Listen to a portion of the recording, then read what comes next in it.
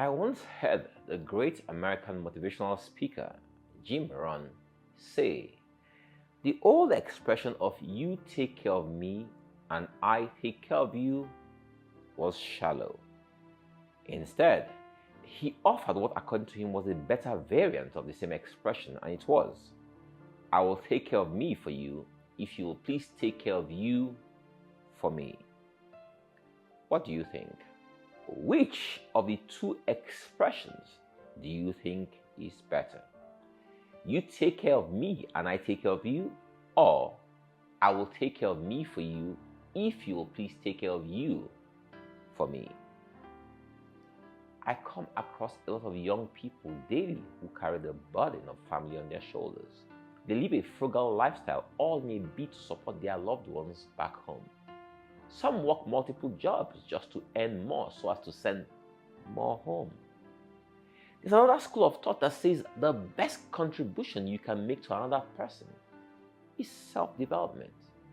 In essence, if given the choice of self-sacrifice over self-development, they will choose self-development.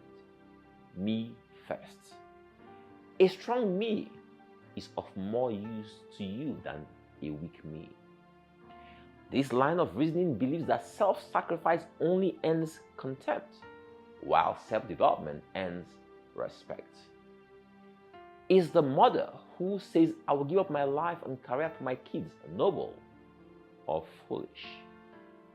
This will certainly be a contentious topic, as most of us have mothers who told this part.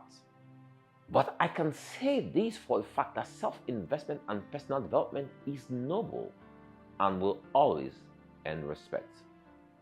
If I work on myself and become more valuable, this will certainly enhance the quality of any relationship. Work on yourself and you will bring more value to your family, your relationships, your community, and your nation. Personal development is the best contribution you can ever make to anyone and everyone. Work harder on yourself than on your job. If you work hard on your job, you can make a living. If you work hard on yourself, you can make a fortune. Any employer will get more value from the employee who spends time on personal development, because there are those who will always do the best they can. They will always put in their 101%. The Bible says, whatsoever your hand finds to do, do it with all your might. For there is no work, nor device, nor knowledge, nor wisdom in the grave where you will end up someday. This means that as you run this race of life, you must perform like a Ferrari and not like a Kia. How can you do this? Invest in yourself. Build yourself, groom and grow yourself. Live a life of no excuses. Don't become a victim of yourself. Fight the enemy that is within you. Forget all your other real and imaginary foes and focus on the thief in your mind that's after your promise and potential. That enemy that always gives you excuses why you should accept mediocrity as a way of life. It tells you there's nothing wrong with this, after all others are doing the same. That enemy always presents you with shortcuts and tells you it's smartness. The enemy that will always say you are not the poorest, you are not the dullest, you are not the laziest, you are not the weakest, you are not the meanest, you are not the most corrupt, you are not the most wicked, etc., etc.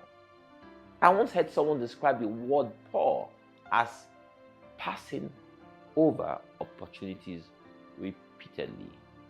P-O-O-R, passing over opportunities repeatedly. And the worst thing is that they will always tell you that they haven't come across any opportunities.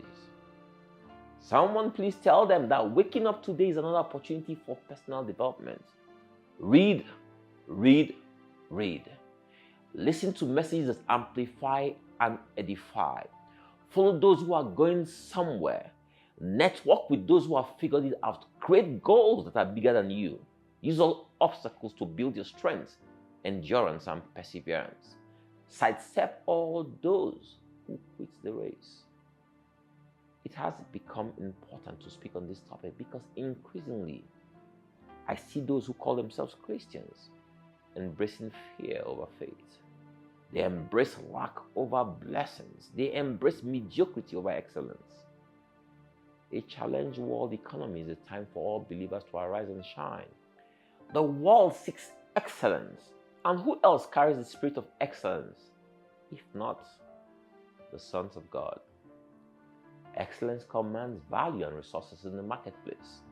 But sadly, the believer has also embraced mediocrity. Who should be the best driver? Who should be the best teacher? Who should be the best bricklayer?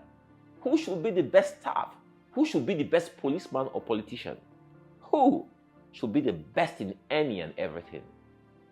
You, the believer. Daniel 6:3 tells us, then this Daniel was preferred above the presidents and princes because an excellent spirit was in him. And the king thought to set him over the whole realm. All over the world, excellence is rewarded. Everyone is looking for someone who's excellent at something. Why is it not you? You can be the best if you develop yourself. Excellence describes the nature and character of something.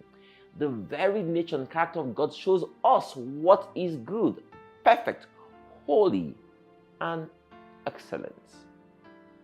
This is why, as God created, as He spoke into existence, it was all good.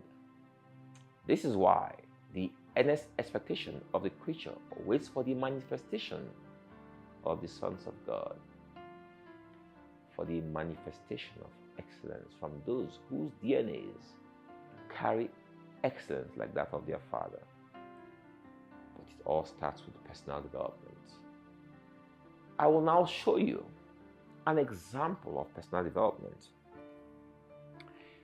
Then was Jesus led up of the Spirit into the wilderness to be tempted of the devil. And when he had fasted 40 days and 40 nights, he was afterwards hungry. And when the tempter came to him, he said, if thou be the Son of God, command that these stones be made bread. But he answered and said, it is written, man shall not live by bread alone, but by every word that proceeded out of the mouth of God. Christ was a spiritual being. And for him to develop himself personally, he prayed and fasted for 40 days and nights. And at the end, when the devil came at him, he rejected all offers of shortcuts and excuses. He embraced excellence. He left the group on multiple occasions to pray, either on the Mount of Olives or in Gethsemane. After healing a man with leprosy, he went to the wilderness to pray. He went to the Mount of Olives with his disciples and prayed there before being betrayed by Judas. He took Peter, James, and John aside from the main group to pray in Gethsemane. So many times we could see him praying. Why? Personal development. Equipping himself with the tools needed for his work. What about you?